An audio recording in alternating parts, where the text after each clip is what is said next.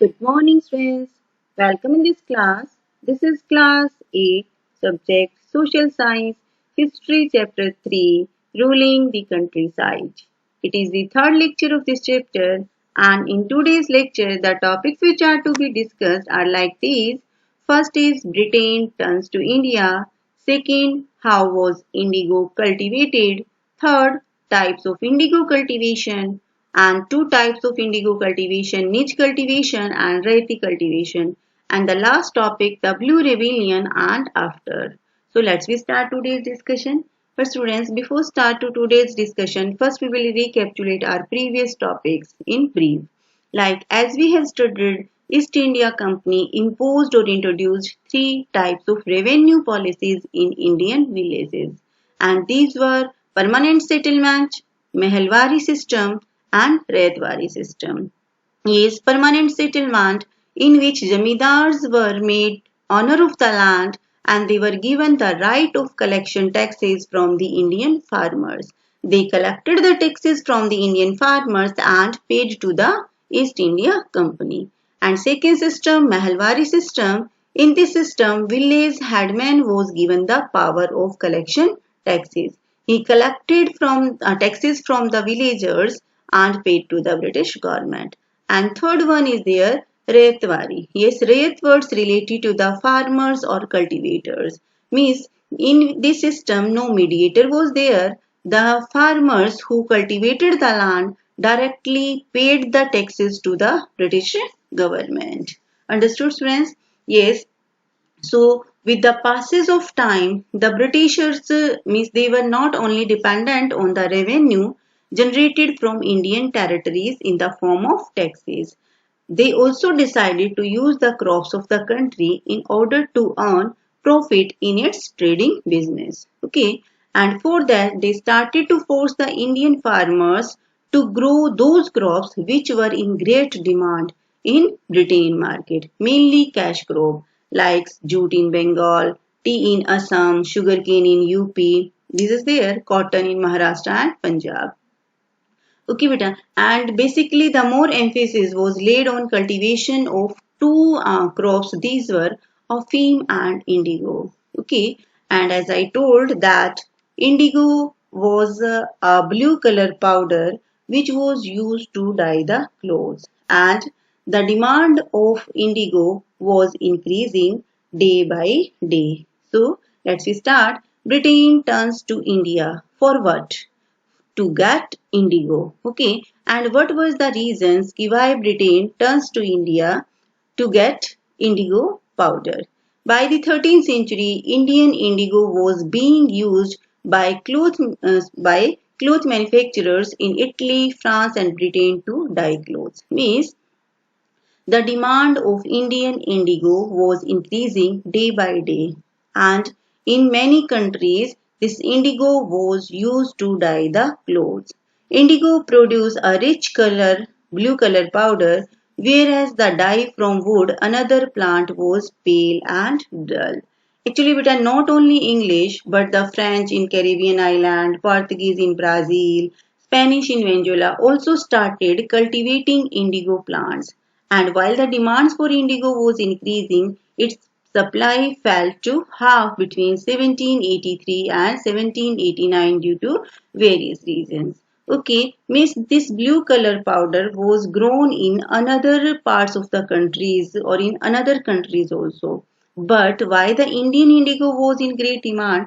Because it produced a rich color, means it was of good quality, and on the other side the wood that was also used to get blue color powder to dye the clothes. Actually the wood was not of so good quality, and it was, you can say, pale and dull, means pale yellowish or dull, means which was not give rich color or which was not shiny. This is there. So that's why the demand for Indian indigo was rising day by day in Europe. So for that, Indian indigo plantations came up in parts of North America, Mexico, but during the wars in this region and abolition of slavery in French colonies, British started depending on India for the cultivation expansion of indigo. The another reasons of the Indian indigo that is there. Key other countries, just I told you, North America, Mexico, means they were also cultivating the that indigo, but it was not of good quality. And the other is there that in that area, especially in the French colonies, the slavery was abolished. So for that, now people were not ready to grow or cultivate the indigo. Means labor were not available, and British started depending on India for the cultivation expansion of indigo. The demand of indigo increased because of the heavy industrialization in Britain. The another reasons of the demand of Indian indigo was that at that time is in 18th centuries, that was the time of industrialization in Britain. So at that time, a number of textile mills were set up there, and in which there you can say great stock of cloth was prepared. So to dye this great much stock of the clothes, that more indigo was needed. So to fulfill this demand, that the now the British government decided to expand the indigo cultivation area in India. Okay, means to fulfill the demand of indigo, British used their colonies in tropical region and mainly in Africa and India, as the availability of land and cheap labor were available. Means I told you, means now the British government and the British government focused in tropical regions, means the areas where there was a good climatic conditions and soil for growing indigo, like Africa and India. And the another reason was there that the climate and the land of India was suitable for cultivation of that indigo, and here cheap labor were also available due to the large population. Okay, yes, now Britain turns to India.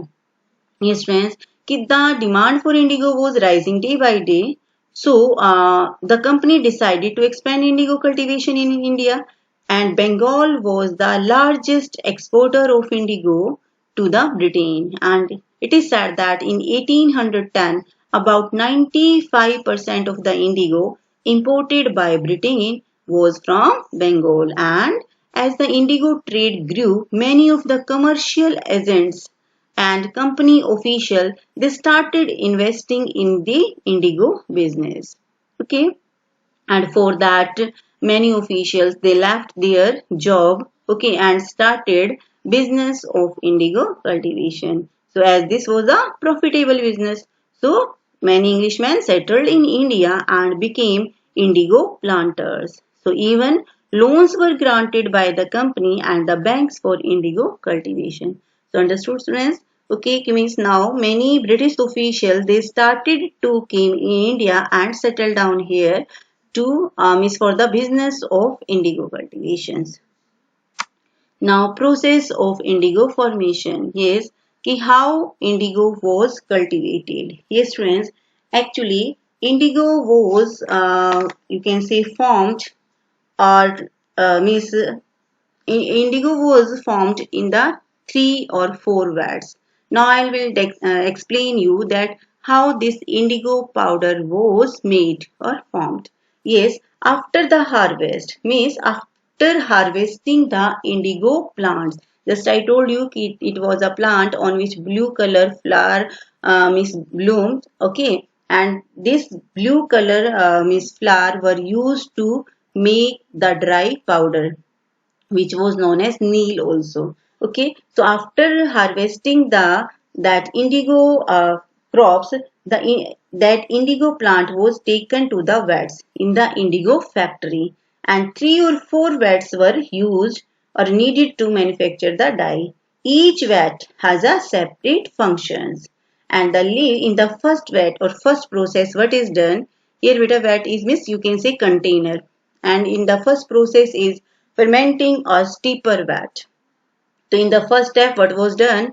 Leaf soaked in the warm water. Yes, means the leaf stripped of the indigo plants and were first soaked in the warm water in a vat, and also known as fermenting or steeper vat. Understood? First, the leaves of the plants, okay, then means taken out or stripped off, and these leaves were soaked in the warm water in a container. Okay, this was the first step. And after that, next is there, when the plants fermented, the liquid began to boil and bubble. So now the rotten leaves were taken out and the liquid drained into another vat, and that was placed just below the first vat. Okay, so what was done in the second process? Second step, that is bitter vat. Okay, means when these are, you can say, soaked leaves turned into the rotten leaves. Okay, and so means after given and when the plants fermented, the liquid began to boil and bubbles. So now the rotten leaves were taken out and the liquid drained into the another vent. And that this was the second step. And in the second vent, also known as the bitter vat, the solution was continuously stirred or beaten with the paddles.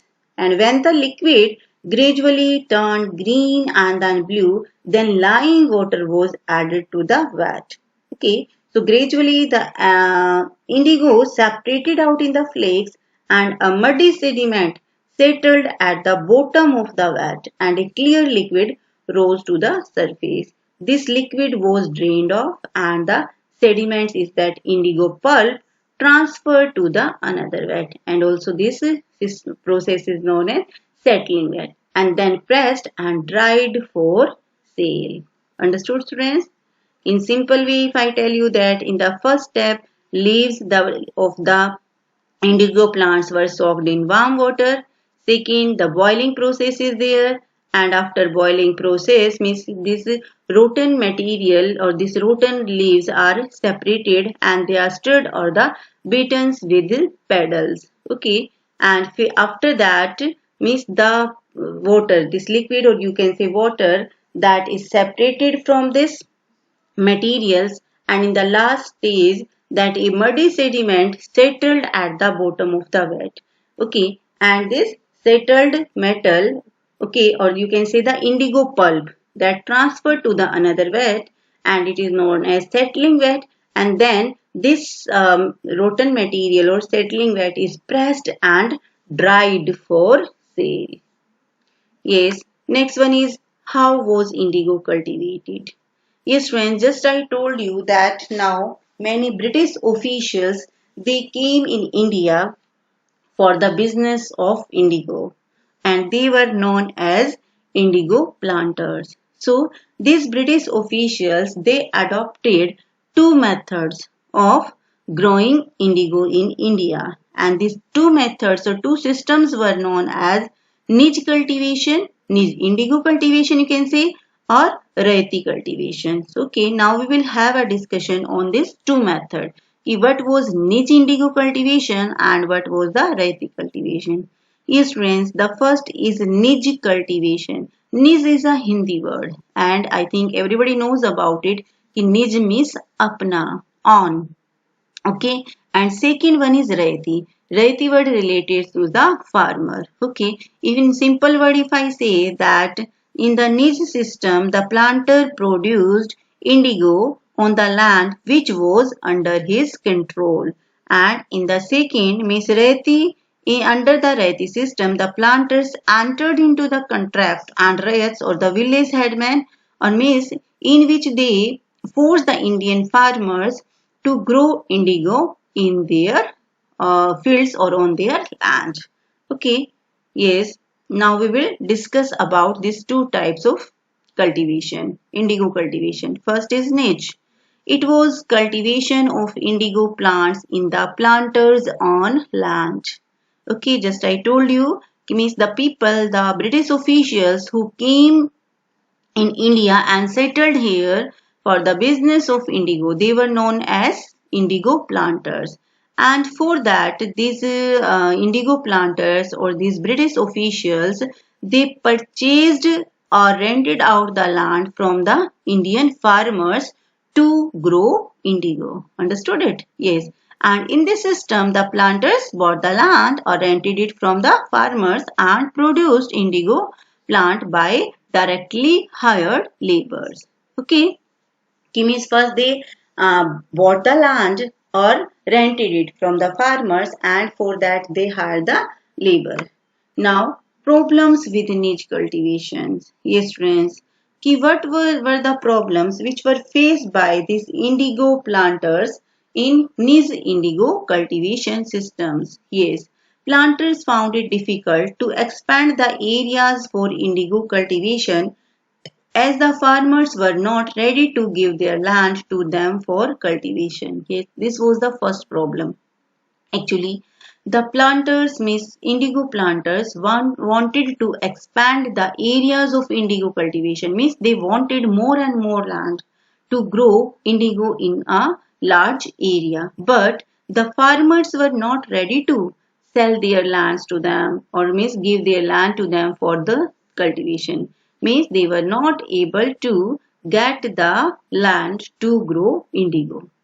Second is there that this cultivation needed fertile and big lands, and it was difficult to get big areas as they were already highly populated, and for this they had to evict population, which led to conflict.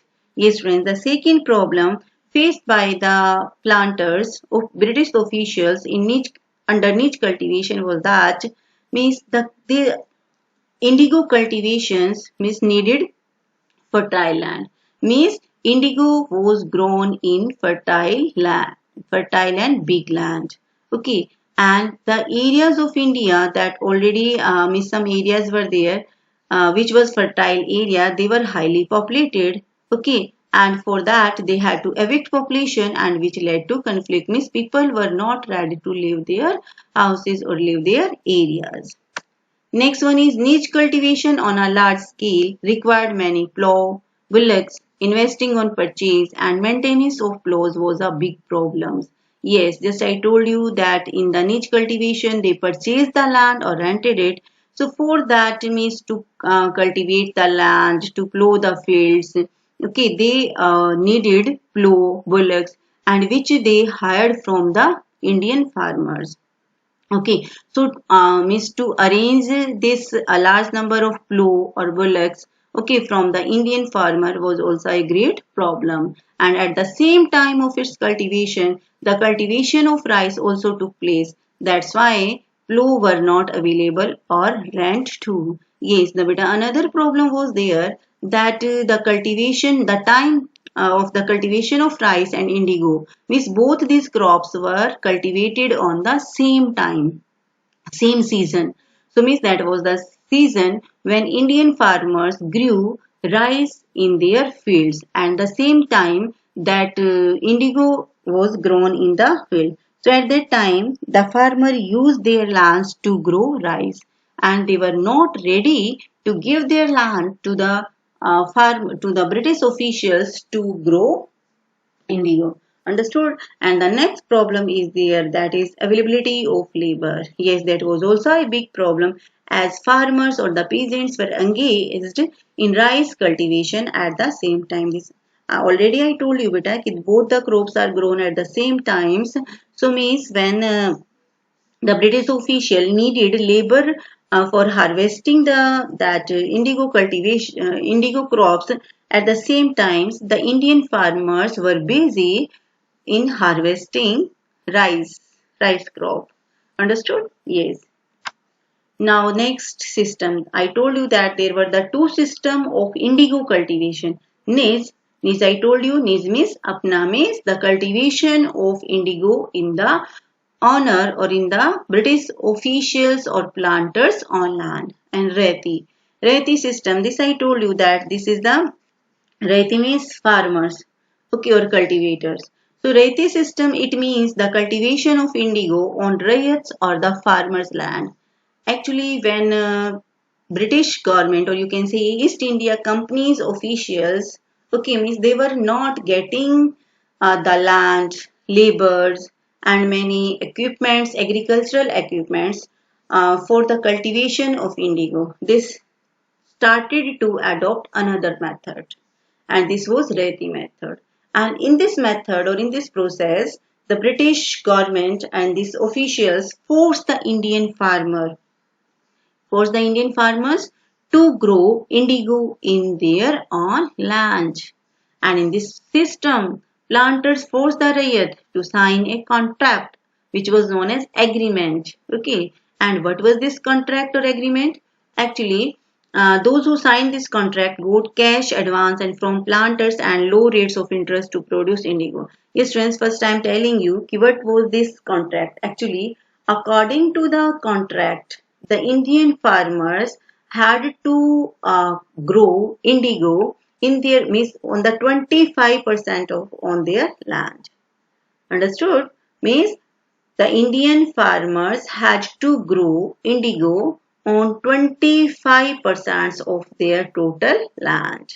And the planters, for that the planters used to provide the seeds and drill to the farmer, and in return means he had to take care of the plants. But soon the riots realized that this system was not an easy one because they got trapped in the cycle of loans and which were unending, and the income they received through indigo plantation was also very less. Yes, friends, means for that means they forced to sign a contract, and under this contract or according to this contract, the Indian farmers had to grow indigo plants in their fields, means on the 25% of their land, and for that they were given loan or some money in advance to purchase the seed or for other types of activities, irrigation or this is there. So the peasants got very low price for the indigo they produced, and cycle of loans never ended.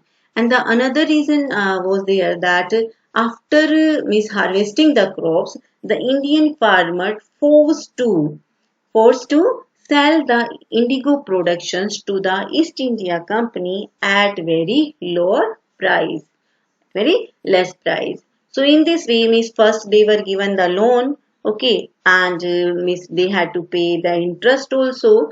So in this way, the cycle of loans never ended. Means first they took the loan, okay, and after the harvesting the crops, when they got the production and sold their indigo crops to the British officials, they paid this loan with interest, and at the same time they took loan again for the next crop. Okay. After an indigo harvest, the land could not be sown with rice, with the peasants preferred as indigo production reduced the fertility of soils. Yes, the another problem that was faced by the Indian farmers there, that I told you that indigo means crops was cultivated in the fertile land, and once the indigo was cultivated in any particular field, okay, that field loses its fertility, and means the land could not be sown with rice in next season. This is there. Now about the blue rebellions and after. Yes, friends, just I told you that the farmers were facing a lot of problems in the cultivation of indigo. First, they were not getting the exact or the deserved amount. Their land versus its fertility. This is there. So, with the passage of time, many Indian farmers, okay, they started to deny the cultivation of indigo in their in their fields. Okay, friends. So means, and in this way, they started a, you can say, revolt or rebellion, because the rebellion was in the against of the cultivation of indigo, which was of blue color. So that's why it was also known as blue rebellion. And what were it impacts? We will read or study now. Yes. In March 1859, thousands of Rayat in Bengal refused to grow indigo. Okay, as the rebellion spread, Reyes refused to pay rents to the planters and attacked indigo factories. Reyes saw that they would no longer take advances to the sowing indigo nor bullied by the planters or lathials. Okay, so means many people were there, many farmers were there, especially in Bengal. Now they refused to grow indigo in their plants, and then for that they attacked on the indigo factories also. They refused to pay the taxes, and they also refused to take the advance or loan. Okay, in this way they started a blue rebellion. So, and it was started in March 1859. Means in March 1859, a rebellion broke in Bengal and many of riots refused to pay the rents to the planters. And not only this, they attacked indigo factories also. At the some places, the village headmen who were forced to enter in a contract by the planters also supported the rebellion. Peasants or the farmers at some places thought that they would get support from the Britisher, but it was not so. And the Britishers became, you can say, very cautious after the revolt of 1857. So they brought military for safeguarding planters in the indigo district. Okay, so means after passes the time when this rebellion spreaded in many parts of India. Okay, so the British government decided or means set up an Indigo Commission.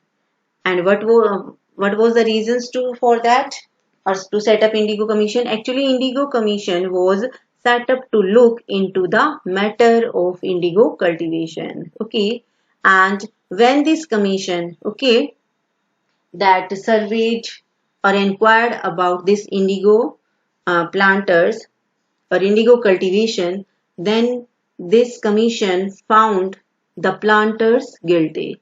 Means planters were found guilty. The government set up Indigo Commission to inquire into the system of indigo production. So it declared that indigo cultivation was not profitable for riots as they could refuse to produce indigo in future. So what was this Indigo Commission, beta? The commission was set up to inquire the matter of indigo productions, and after the inquiry, the Indigo Commission found the planters, Miss British official, guilty. Okay, and it declared that this indigo cultivation was not profitable for the Indian farmers, and it also decided that now Indian farmers could refuse to produce indigo in future. But for that they said that the contract which already had signed means they had to grow crops in those fields, but in future if they were not ready then they could refuse to produce. So after the revolt, indigo production collapsed in Bengal and the planters now shifted their operation to Bihar. Understood? He means when Indigo Commission that declared planters, or sorry, that farmers could refuse to produce indigo. So in this way, now farmer decided not to grow indigo in their fields. So in this way, the production of indigo in Bengal totally collapsed. Okay. Now the East India Company or this British officials or planter shifted to the other places, especially in Bihar. Now they shifted to Bihar, and in Bihar they forced the farmers to grow indigo in their plant. The same procedure, same methods, policies were adopted in Bihar. So in Bihar, the Champaran movement led by Gandhiji in 1917 ended the indigo production through Tinkathia system. Okay, so in Bihar also, in the leadership of Gandhiji, that in 1917, the farmers, means the farmers in the Bihar, they also started a movement, okay, at the place of Champaran. That place was in Bihar. So at the Champaran place, under the leadership of Gandhiji, means in 1917, the farmers started a revolution or rebellion against the indigo cultivation. So in this way, that in Bihar also, the production of indigo collapsed.